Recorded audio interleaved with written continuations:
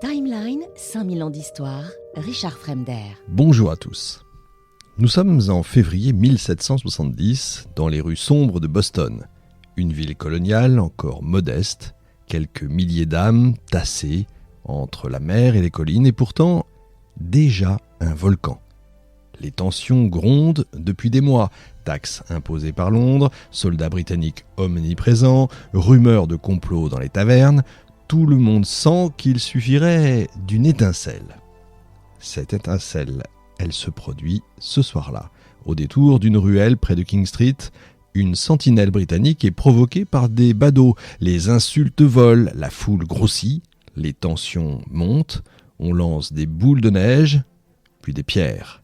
Les soldats arrivent en renfort et soudain, évidemment, un coup part, puis un autre. Le chaos, des cris, du sang sur la neige et 5 corps étendus. Ce qu'on appellera bientôt le massacre de Boston.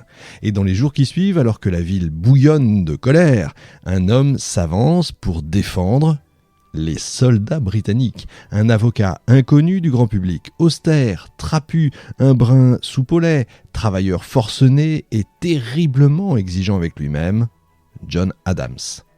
Pourquoi diable cet homme prend-il la défense de ceux que toute la ville veut pendre ?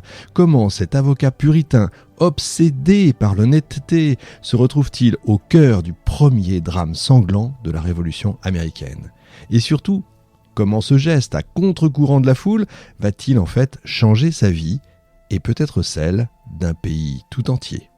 Parce que l'histoire de John Adams, c'est celle d'un homme droit, souvent maladroit, parfois irascible, mais animé d'une conviction inébranlable, la loi est la seule digue contre la tyrannie. Un homme qui, sans jamais chercher la lumière, va devenir l'un des plus grands acteurs de l'indépendance américaine. Un homme qu'on oublie souvent derrière la figure étincelante de George Washington, mais dont les choix déterminants, risqués et souvent solitaires ont façonné la République qui allait naître. Alors aujourd'hui, je vous propose une immersion dans ce destin improbable, celui d'un fermier du Massachusetts, devenu diplomate en Europe, théoricien politique, négociateur acharné, premier vice-président puis deuxième président des États-Unis. Un homme de principe, parfois jusqu'à l'entêtement, mais toujours fidèle à ce qu'il pensait juste. Et à la fin de cette émission, je vous ferai une révélation, une promesse. Vous découvrirez pourquoi les dernières années de la vie de John Adams renferment en fait l'une des scènes les plus poignantes et aussi les plus symboliques de toute l'histoire américaine. Une scène qui dit tout sur l'amitié, sur la rivalité, sur le pouvoir et sur la manière dont les nations se souviennent ou oublient leurs fondateurs. Mais avant d'en arriver là, revenons à Boston, à cette neige rougie par les balles tirées dans la nuit, parce que tout commence ici, avec un avocat qui, en défendant l'ennemi, s'apprête à devenir un révolutionnaire. Dans 5000 ans d'histoire, John Adams, l'intelligence d'un père fondateur. On est au lendemain du drame.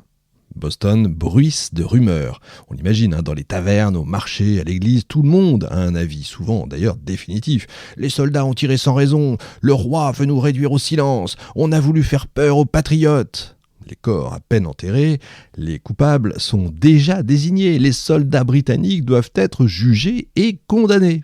Et dans ce climat brûlant, même les plus prudents le sentent, personne évidemment ne peut défendre ces hommes sans risquer l'ostracisme. Personne, sauf peut-être un avocat, trop fier pour céder à la rumeur, trop attaché à la loi pour fléchir. C'est dans ce tumulte donc que John Adams accepte la défense des soldats. Adams, à cette époque-là, n'est pas un révolutionnaire, c'est pas un conspirateur, c'est pas non plus un agitateur. C'est un homme du Massachusetts, puritain, discipliné, prof de droit frustré même je dirais, frustré de ne pas avoir d'élèves, mais quand même un avocat respecté et redouté aussi pour son franc-parler. Ses proches lui disent d'ailleurs de refuser, les commerçants avec qui il travaille lui recommandent d'éviter cette cause perdue. Même Samuel Adams, son cousin, qui est déjà une figure influente du mouvement patriote, lui laisse entendre que ce choix pourrait nuire à sa réputation. Mais John Adams répond simplement « Les faits sont têtus. La loi doit parler plus fort que la colère. Il n'a pas encore prononcé une phrase en public que déjà la ville murmure qu'il a vendu son âme. On le traite de Tory, c'est-à-dire d'ami de la couronne. On murmure même qu'il va perdre ses clients, il n'en a déjà pas beaucoup, mais voire même sa place dans la communauté.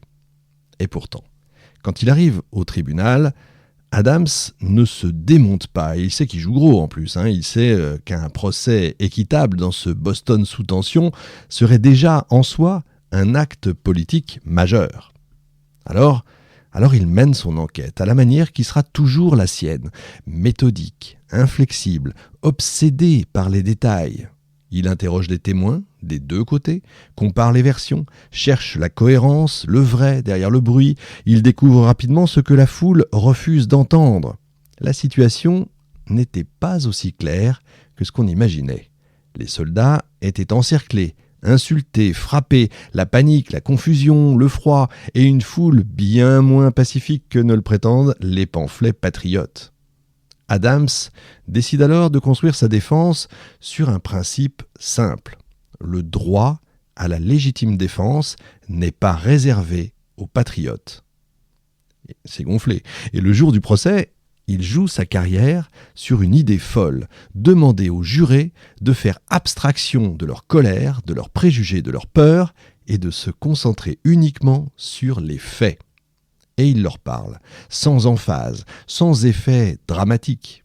Il développe patiemment son argument. Et puis soudain, alors qu'on croyait le discours éteint, il lâche cette phrase qui va rester dans l'histoire américaine comme son premier acte révolutionnaire. Les faits sont têtus, et peu importe nos souhaits, nos désirs, nos passions, ils ne changent pas les preuves. Le silence se fait dans la salle.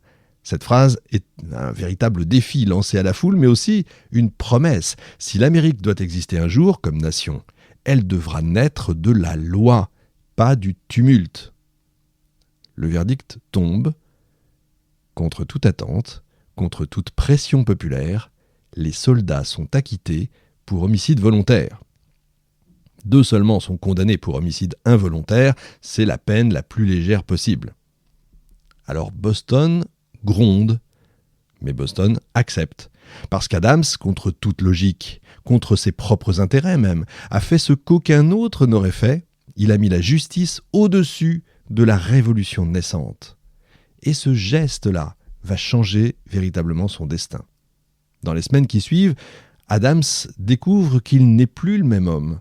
Lui qui voulait une vie paisible d'avocat se retrouve au cœur du débat public. Lui qui se voyait comme un citoyen discret, sent monter en lui une forme de vocation et surtout, on commence à l'appeler dans les cercles patriotes un homme de confiance. Parce que si Boston n'a pas aimé sa décision, elle l'a quand même considérablement respecté. Et les leaders naissants de la future révolution américaine, Samuel Adams, James Otis, Joseph Warren, ont repéré en lui un homme rare, quelqu'un qui ne fait pas ce qui est populaire, mais ce qui est juste. Timeline, 5000 ans d'histoire, Richard Fremder.